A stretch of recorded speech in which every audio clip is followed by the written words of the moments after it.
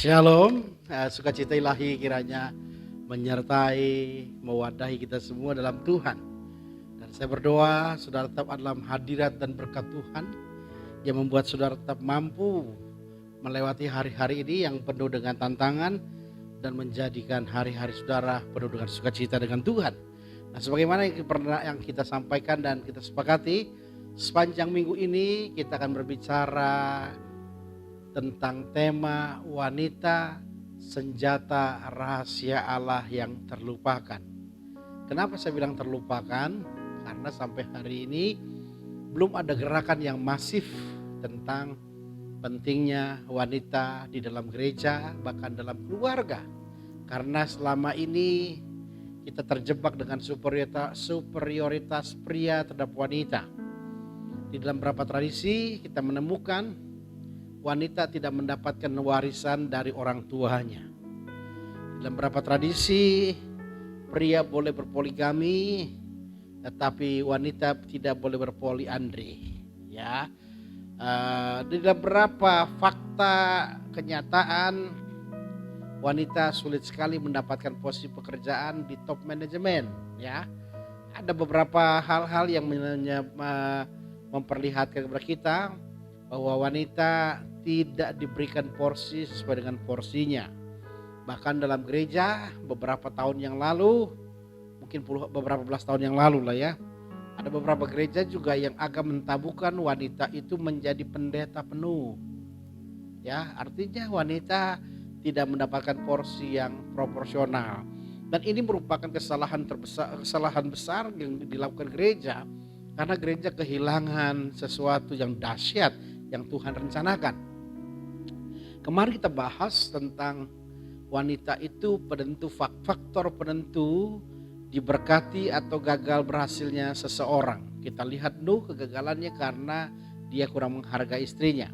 Kalau kita bahas lagi, sekalipun kemarin gak sempat kita bahas tentang Tuhan bilang, kita Petrus mencatat, hai suami, kasihlah istrimu, hiduplah bijaksana dengan istrimu, supaya kaum yang lebih lemah hormatilah mereka sebagai teman pewaris dari kasih karunia, supaya doamu jangan terhalang.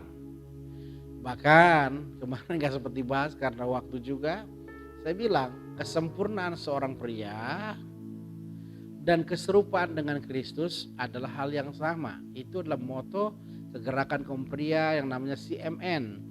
Kesempurnaan seorang pria itu sempurna kalau dia serupa dengan Kristus. Kalau dia serupa dengan Kristus, bahwa dia pria yang sempurna. Pertanyaannya adalah parameternya di mana seorang pria itu sempurna? Ukurannya di mana pria itu adalah seperti Kristus? Alkitab memberikan catatan, tidak ada ayat lain yang dengan lugas dan jelas memberikan catatan pria itu seperti Kristus, yaitu saat dia mengasihi istrinya. Hai suami-suami, Efesus 5:25, kasihlah istrimu sebagaimana Kristus mengasihi jemaat. Sebagai suami, sebagaimana seperti Kristus mengasihi jemaatnya. Jadi kita tidak akan pernah sempurna di mata Tuhan ketika kita menempatkan wanita dalam porsi yang tidak sesuai dengan kemauannya Tuhan. Ya, hari ini dalam peselancaran kita akan menemukan hari yang kedua, tema kita tentang wanita senjata rahasia Allah yang terlupakan. Nah, yang kedua kita akan menemukan satu faktor yang menarik. Ini juga stigma yang dimunculkan oleh dunia. Saya mau katakan sebuah kebenaran, sebuah postulat, sebuah tesis yang saya berikan kepada saudara. Perhatikan. Kebenaran yang kedua yang kita dapatkan hari ini dari sesi yang kedua, wanita adalah penanam nilai karakter. Saya bilang penanam nilai karakter yang terbaik, yang tidak kalah penting dengan pria atau suami. Wanita adalah penanam nilai karakter terbaik yang tidak kalah penting dengan pria atau suami. Nah, yang saya mau tuju dari hari ini adalah bagaimana mengoptimalkan potensi wanita-wanita dalam keluarga-keluarga sebagai penanam nilai yang hebat yang membentuk anak-anak kita dengan luar biasa. Nah, Stigma negatif kedua yang sering dilekatkan oleh iblis adalah pria atau bapa adalah penanam nilai satu-satunya dalam keluarga. Ya, dominasi keluarga. Perempuan tidak boleh menjadi imam dalam keluarga, perempuan gak boleh. Semuanya bahwa penempatan seorang pria, superioritas pria dalam keluarga itu begitu hebat. Menurut saya, menempatkan pria sebagai penanam nilai satu-satu dalam keluarga itu adalah half truth, kebenaran yang setengah. Kenapa? Karena ini seringkali membuat kita kehilangan sebagian besar kekuatan keluarga. Jadi potensi keluarga kehilangan kekuatan terbesarnya, sehingga berefek lanjutan dari keluarga yang lemah menyebabkan gereja juga menjadi lemah. Ketika potensi wanita tidak ditumbuh kembangkan dalam sebuah keluarga, akan melemahkan keluarga. Dan efek lanjutannya, kalau keluarga lemah, maka gereja juga akan menjadi lemah. Nah, pertanyaan menariknya adalah dari postulat yang saya sampaikan tadi, apakah benar istri atau wanita adalah penanam nilai atau karakter yang hebat juga dalam keluarga? Apakah benar istri atau wanita juga penanam nilai atau karakter yang hebat juga dalam keluarga? Ada nas Alkitab mengatakan pergaulan yang buruk merupakan kebiasaan yang baik. Ayat ini menerangkan bahwa komunitas atau lingkungan amat menentukan hidup seseorang. Jadi komunitas itu pembentuk karakter, pembentuk kehidupan kita di dalam masyarakat, ya. Nah, oleh sebab itu kita berkata pergaulan yang buruk akan merusakkan kebiasaan yang baik. Kalau kita bergaul dalam komunitas yang buruk, maka hal-hal yang baik akan menjadi hilang, ya. Ayat ini juga ingin memberitahukan bahwa betapa besar pengaruh lingkungan dalam membentuk seseorang. Ya, kalau kita mau anak-anak kita tidak mau terlibat hal-hal yang buruk, maka kita harus pisahkan anak-anak kita dari komunitasnya. Oleh sebab itu maka gereja disebut dikuduskan oleh Tuhan.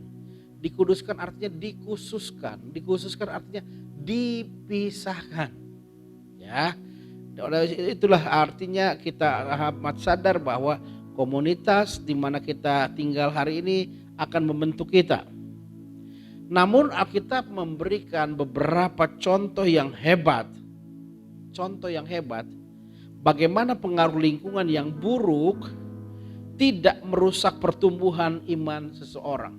Alkitab memberikan beberapa contoh dalam Alkitab, ada bahwa ada orang-orang tertentu, ya beberapa contoh hebat bagaimana pengaruh lingkungan yang buruk tidak mampu merusak pertumbuhan iman seseorang. Contoh ini memberi gambaran yang jelas, perhatikan, bahwa orang-orang keadaan yang buruk, situasi yang buruk, lingkungan yang buruk tidak merusak pertumbuhan iman seseorang.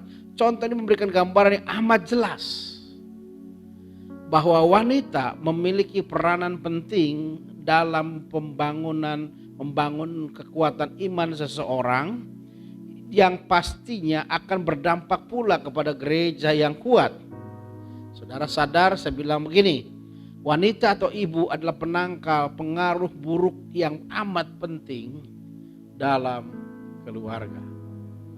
Wanita adalah penangkal pengaruh buruk yang penting dalam keluarga. Coba kalau kita perhatikan di dalam Alkitab kita, dalam kehidupannya Musa, ya, Musa pernah mengalami pembentukan situasi komunitas lingkungan yang berbeda dengan apa yang Tuhan mau. Coba perhatikan. Maka berkatalah putri Firaun kepada ibu itu, bawalah bayi ini dan susukanlah dia bagiku. Jadi ketika Musa diangkat anak oleh putri Firaun, maka putri Firaun memberikan kepada induk semang yang menyusuinya, dan kebetulan itu adalah ibunya Musa sendiri. Maka dikatakan, maka aku akan memberikan upahnya kepadamu. Kemudian perempuan itu mengambil bayi itu dan menyusuinya. Ketika anak itu telah besar, dibawanyalah kepada putri Firaun dan mengangkatnya menjadi anaknya dan menamainya Musa, sebab katanya aku telah menariknya dari air. Jadi Musa ketika dialirkan di Sungai Nil dibungkus dengan daun papirus ya. Dialirkan lalu berketemu oleh perempuan putri Firaun. Lalu Miriam mengatakan ada seorang ibu yang akan mau menyusuinya. Maka putri Firaun menyerahkan kepada ibu yang akan menyusuinya itu. Padahal itulah ibunya Musa. Maka setelah besar dirawat oleh Musa, setelah besar dikembalikan kepada putri Firaun. Berapa tahun kira-kira masa Musa diurus oleh ibu ini? Mungkin 2 tahun, 3 tahun atau 4 tahun ya. Perhatikan beberapa kalimat yang penting. Penanam nilai dan penanam iman terbesar yang pertama diterima Musa adalah dari ibunya. Jadi ibunya lah penanam nilai dan iman terbesar yang pertama ya, iman terbesar yang pertama yang Musa dapatkan. Karena dia dibesarkan oleh ibunya, maka tradisi sampai hari ini orang Indonesia, orang Timur ya, kalau nidurin bayi ngapain ibunya? Sambil nyanyi. Maka saya percaya yang dinyanyikan adalah lagu-lagu Yahudi. Maka semenjak kecil dia sudah di stigma, engkau bukan orang Mesir, engkau orang Yahudi, engkau adalah umat pilihan Allah. Jadi stigma itu ditanam dari sejak kecil. Inilah impian saya yang saya belum dapat realisasikan. Saya berharap suatu saat saya bisa realisasikan atau ada orang yang realisasikan. Saya merindukan ada sebuah gereja yang membentuk pelayanan mempersiapkan baby sitter. Saudara bisa bayangkan kalau kita gereja melatih setiap bulannya 50 babysitter, 100 babysitter. Dan babysitter ini adalah guru-guru sekolah minggu. Jadi mereka diperlengkapi dengan cara mendidik anak sebagai guru sekolah minggu. Dan saya percaya semua keluarga senang dengan adanya guru sekolah minggu dalam kehidupan mereka.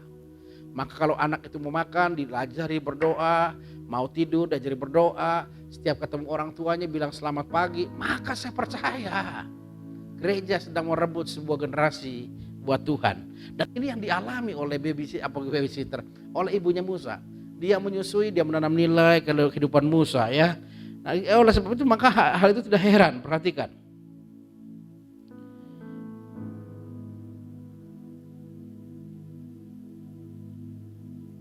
Jadi penanam nilai dan iman terbesar yang pertama Musa adalah ibunya. Sejak disusui sampai besar ibunya memiliki kesempatan untuk menanam nilai yang hebat. Jadi saya mau katakan dari peristiwa itu saya mau sebutkan begini. Jangan sepelekan pelayanan guru-guru sekolah minggu. Ya. Ada pendeta yang pulang dari pelayanan penginjilan dan ditanya, berapa orang yang bertobat? Maka dia jawab 2,5 orang. Ketika orang yang bertanya itu mendengar 2,5 orang, maka kira-kira asumsi yang muncul berapa orang dewasa dan berapa anak-anak. Maka sebagian besar kita akan bilang 2 orang dewasa, 1 anak-anak. Maka guru sekolah minggu atau pendeta ini bilang terbalik. 2,5 orang berarti yang saya dapatkan 2 anak-anak dan 1 orang dewasa. Kenapa ya 1 orang dewasa dibilang setengah? Karena sisa hidupnya dipakai Tuhan cuma setengah lagi atau separuh waktu lagi. Sedangkan dari sekolah minggu mereka bisa dipakai Tuhan secara maksimal. Jadi jangan sepelekan pelayanan sekolah minggu ya saudaraku. Nah, kenapa saya katakan demikian? Perhatikan. Samuel kalau kita baca dalam kitab 1 Samuel pasal 2 ayat 12 sampai 17 dan 22. Samuel dibesarkan dalam lingkungan rohani yang tidak baik. Kenapa? Karena bapak rohaninya Eli, dia adalah cucu daripada Imam besar Harun, tetapi dia punya pola hidup yang tidak baik. Dia tidak pernah mendidik anak-anaknya, 2 anaknya Hofni dan Pinehas.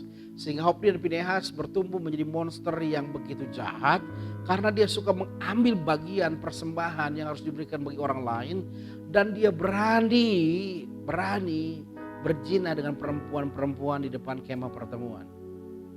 Lalu Imam Eli ini juga kurang baik. Kenapa? Karena spirit of prayer, roh doanya, sensitivitas rohaninya sudah tidak lagi menyala-nyala. Karena dia gagal mendeteksi orang yang mabuk dengan orang yang minum. Orang yang mabuk dengan orang yang berdoa. Ketika Hana berdoa dengan kumat kamit, dia pikir mabuk. Makanya Imam Harun imam yang kurang baik. Nah pertanyaannya, kalau satu brengsek secara seksual suka berzina, kira-kira kalau kita taruh anak kita pasti terpengaruh. Saudara-saudaraku yang terkasih, contohnya sederhana begini. Hati-hati kalau saudara punya pembantu yang masih remaja. Kenapa? Karena kalau masih remaja, dia masih bandel, kadang-kadang suka pornografi. Dan dia bisa ajari anak saudara nonton video-video biru ya, video-video cabul. Ya, kenapa? Karena dia yang nanam nilai. Nah, saudara kira-kira mau nggak mempercayakan anak saudara dididik oleh pembantu atau babysitter yang punya kecenderungan seksual seperti itu? Maka tidak. Bayangkan kalau Hana tahu seperti apa Imam Eli dan kelakuan dua anaknya, kira-kira dia berani gak taruh anaknya untuk dididik oleh Imam Eli? Saya percaya sulit dia berani, tapi karena dia sudah janji sama Tuhan bahwa anak yang diserahkan bagi Tuhan dan tempat yang diserahkan adalah rumah Eli, karena rumah Tuhan waktu itu di Shilo. Dan saudara temukan sebuah hal yang menarik. Samuel bertumbuh dalam iman yang hebat. Ya. Dalam situasi lingkungan yang tidak bermoral, bagaimana Samuel bisa menjaga kekudusan hidupnya dan sehingga menjadi hamba Tuhan yang hebat. Dalam komunitas, dalam lingkungan, dalam keadaan yang tidak bermoral seperti itu, bagaimana Samuel itu bisa menjaga kekudusan hidupnya dan bisa dipakai Tuhan dengan hebat. Berarti ada penanam nilai yang punya pengaruh lebih hebat daripada Hofni dan Pinehas, penanam nilai yang lebih hebat daripada Imam Eli. Siapakah dia? Nah yang kedua, nanti kita jawab ya. Timotius adalah gembala jemaat yang masih muda, berkisar usia 30-an. Sebab orang yang boleh berbicara depan muka umum pada masa itu tradisinya umur 30. Maka Yesus pun ketika memulai pelayanannya, dia nunggu sampai umur 30 secara ukuran sosiologisnya sudah boleh berbicara di muka umum ya. Dia memiliki tantangan yang hebat dalam pelayanannya karena dia mengembalakan di kota Efesus. Saudara tahu di Efesus itu ada apa? Di Efesus itu tempat yang mengembalakan gereja. Berdiri sebuah kuil Dewi Artemis atau Dewi Diana. Dewi Diana atau artinya cantik. Kuil itu dilayani oleh 1000 imam wanita dan memiliki ritual doa yang akan dijawab oleh dewa jika mereka melakukan persetubuhan dengan para imam wanita ini. Saudara bisa bayangkan kalau di kota saudara secara legal nih ada kuil dilayani 1000 orang imam wanita dan cantik-cantik. Doa mereka kan didengar oleh para dewa kalau mereka melakukan persetubuhan dengan perempuan-perempuan itu. Maka saya percaya membersnya banyak banget. Mungkin saudara juga mendaftar jadi members ya, VIP members. Artinya gereja mengalami tekanan yang hebat dan dekadensi moral yang luar biasa. Tetapi bagaimana Timotius bisa bertahan menghadapi situasi seperti itu? Dia mempertahankan hidupnya dengan benar, dengan luar biasa. Apa yang bisa membuat Timotius bertahan dari gempuran pengajaran pengaruh kuil Dewi Diana ini? Apa yang membuat dia bertahan? Agustinus, orang bapak gereja abad mula-mula yang menjadi bapak gereja dan terlepas dari hidupnya yang kelam, contoh yang ketiga adalah Agustinus, orang bapak gereja abad mula-mula yang menjadi bapak gereja dan terlepas dari hidupnya yang kelam dan tidak terlepas dari peran seorang ibu. Maksudnya begini, Agustinus seorang bapak gereja punya kehidupan masa lalu yang kelam, tetapi dia terlepas dari hidup yang kelam itu karena peran seorang wanita atau seorang ibu yang hebat yang bernama Monica yang menanam nilai sejak ia kecil, sekalipun ketika ia beranjak dewasa Agus memiliki hidup yang kelam, namun buah penanaman nilai sejak anak-anak akhirnya Agustinus mengenal Tuhan. Hana menanam nilai kepada Samuel. Tiap tahun dia membawakan baju efod, gambaran seorang imam. Bahwa dia sudah stigma, ditanam nilai dialah imam Tuhan yang kudus, harus menjaga kudusan. Timotius bisa bertahan karena ada seorang ibu yang hebat menanam nilainya. Agustinus Bapak Gereja kita bisa kembali kepada panggilan ilahi yang hebat sekalipun bahasa budanya kelam karena ada seorang ibu yang bernama Monica yang menanam nilai semenjak mereka anak-anak. Mereka adalah orang-orang yang bertumbuh dalam lingkungan dan komunitas yang tidak kondusif. Mereka adalah hamba-hamba Tuhan yang hidup dalam komunitas lingkungan yang tidak kondusif untuk mengenal Allah. Namun mereka dapat bertumbuh dengan baik sebagai hamba Allah yang hebat. Itu adalah karena peranan seorang ibu dalam kehidupan mereka ya masing-masing. Ya, Samuel ada peran ibu yang menanam nilai. Musa ada peran ibu yang menanam nilai. Timotius ada peran ibu yang menanam nilai. Bahkan Agustinus Bapak Gereja kita ada Monica, seorang ibu yang bernama Monica yang menanam nilai. Oleh sebab itu maka saya percaya hari ini gereja harus aware. Salah satu fungsi yang harus dikembalikan dengan tugas yang proporsional adalah wanita. Mengapa wanita dapat menjadi pembentuk karakter yang kuat padahal hampir semua wanita memiliki tendensi intensitas marah yang lebih tinggi dalam keluarganya? Menariknya begini, wanita atau ibu adalah penanam nilai yang tidak kalah hebat dengan pria. Tetapi masalahnya adalah faktanya wanita itu cenderung gampang marah kepada anak-anaknya. Coba saudara tanya hampir semua anak, siapa yang gampang marah? Maka sebagian besar menjawab ibunya. Tapi saya tanya ketika mereka kecil umur 4 tahun, 5 tahun dimarahin ibunya, ya betul ya anak-anak itu. Saya tanya tidurnya mereka sama siapa? Tidur di ketek mamanya. Artinya gini loh, bayangkan kalau gereja sadar ini, wanita itu penanam nilai yang hebat. Dan dia diberikan privilege, hak istimewa. Marahnya banyak, tapi gak menimbulkan kepahitan bagi anak-anak. Kalau saudara tanya, banyak mana anak-anak kepahitan dengan bapaknya atau ibunya? Dengan bapaknya. Jadi kalau bisa kita mengoptimalkan wanita penanam nilai yang hebat, yang diberikan privilege hak istimewa, menanam nilai sekalipun dia cenderung lebih banyak marahnya dalam keluarga, tetapi orang anak-anak tidak sakit hati, maka kalau kita mengoptimalkan tugas peran ini, maka anak-anak kita akan menjadi yang tangguh. Anak-anak kita, keluarga kita akan terselamatkan. Contohnya begini saudara, betapa hebatnya wanita nih ya. Ini fakta nih. Kalau kita bandingkan, mana yang bisa lebih bertahan? Suami yang rusak, mempunyai istri yang saleh, atau suami saleh mempunyai istri yang rusak? Anak-anak kita bertumbuh, lebih banyak mana bertahan, suaminya brengsek, istrinya baik, atau suaminya baik, istrinya brengsek?